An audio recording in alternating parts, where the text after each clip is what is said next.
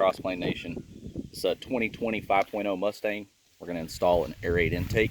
The first thing we need to do is remove these two covers here and here, and then underneath there's going to be two nuts that we need to remove.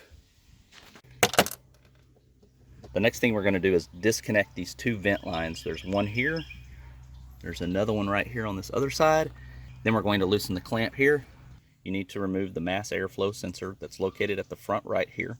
You need to loosen this guy right here at the box. Look for this guy right here. This is the sound tube. Next thing we need to do is remove this clamp here on the sound tube. The kit will provide you with a cap. Place it onto this piece right here. There are two clips, one right here, one here on the air box. Need to undo those. With the two clips removed, go ahead and pull this guy off from the throttle body. With the upper intake removed, we're going to remove this bolt right here. Then we'll go ahead and take out the lower part of the box. Stock air box removed, we're ready to go ahead and start assembling our Airaid kit here. Okay, the first thing we need to do is install the filter adapter. There'll be some small little bolts, and then just simply use a washer with that. You're going to need some kind of Allen wrench to tighten that guy down. Now we're going to install the intake tubes here. Okay, this is what the intake tube pieces look like.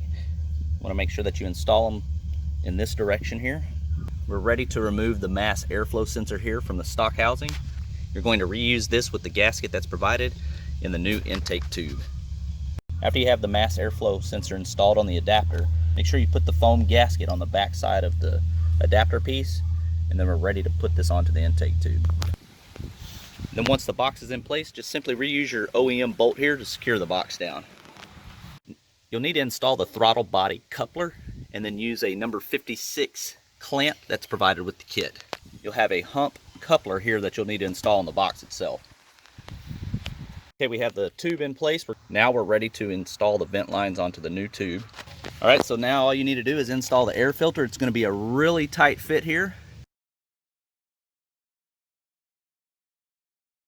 All right, we got everything buttoned down for the cover here. All we need to do is put the engine cover on, plug the battery back up.